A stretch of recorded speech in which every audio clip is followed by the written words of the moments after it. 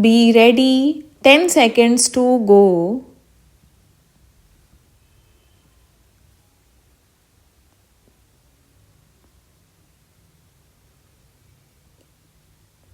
Start. The statutory character of the body and the composition of its membership are in themselves evidence of the government's desire that there should not be too much departmental interference with the internal affairs of the universities while at the same time ensuring that proper standards are maintained and some of the glaring defects of university education removed. I am sure you will agree with me that if the Indian universities have today fallen into comparative disrepute, much of the responsibility lies with the universities themselves. Their administration has, in many cases, become slack and standards impaired through mainly non academic causes, into the details of which I need not go.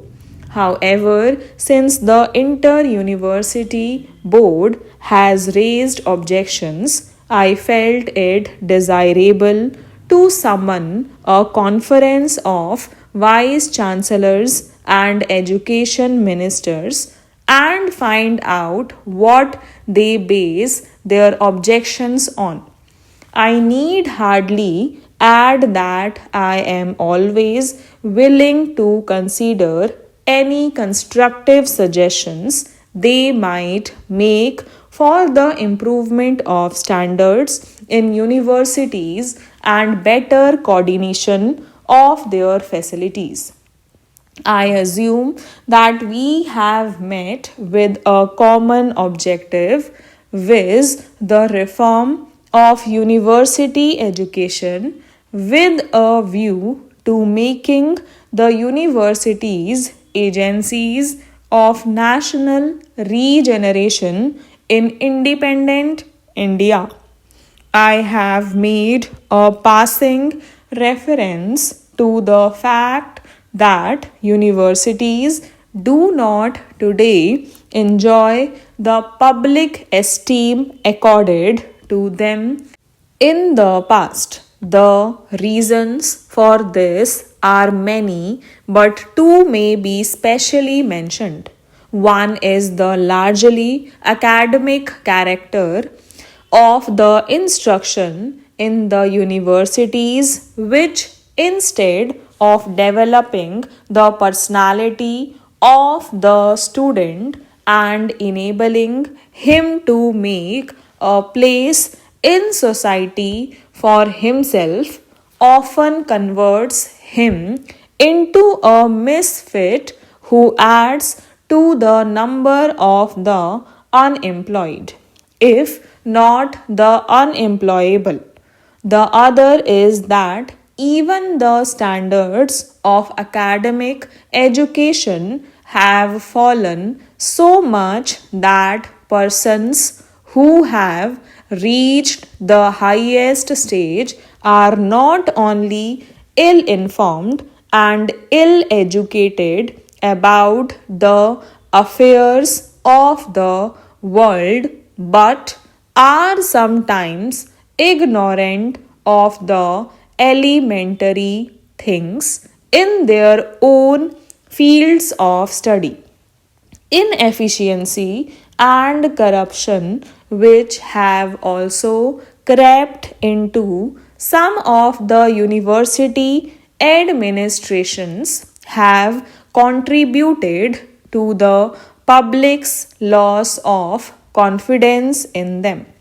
While no one is more keenly conscious of the defects of the present position, I should at the same time like to say that I do not believe that a sweeping condemnation of the universities and university education is justified right today.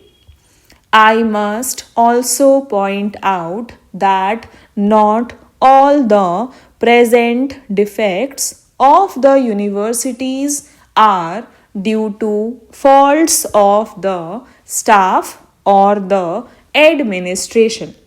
Many of them are a direct outcome of the system which has been set up.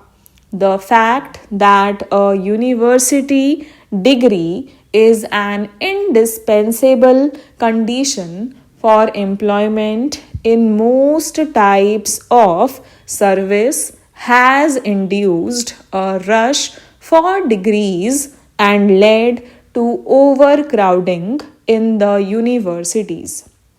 As a degree is regarded as a passport to any employment, some universities felt that they should not deny this passport to their students.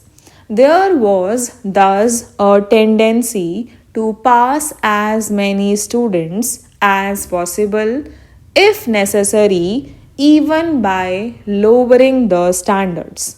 Once this downward trend began, it was difficult to check it for any university which sought to maintain a high standard faced the risk of losing its students to other universities with lowered standards.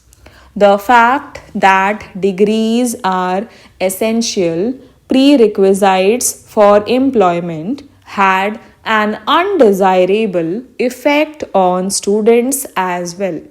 It made them pay more attention to the passing of examinations than to the acquisition of knowledge.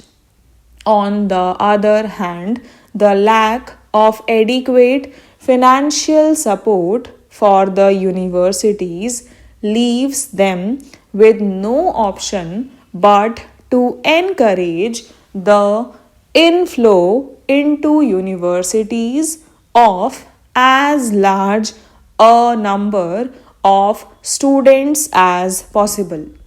In a situation where many of the universities derive a major portion of their income from the tuition and examination fees of students, it is difficult, if not possible, for the university to exercise adequate control on the discipline and standards of study of its students.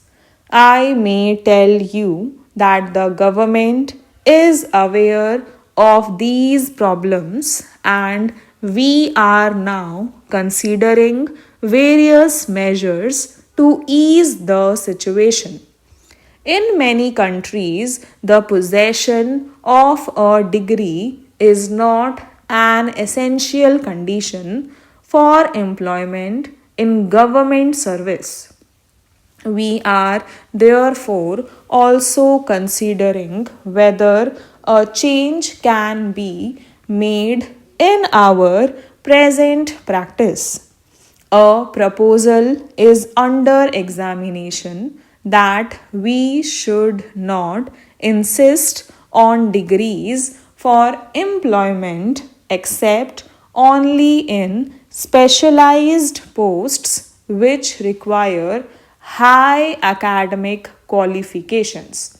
This can be done only if we are able to devise some alternative method of recruitment to different types and grades of public service, which will be objective, flexible, and free from the defects of the present system.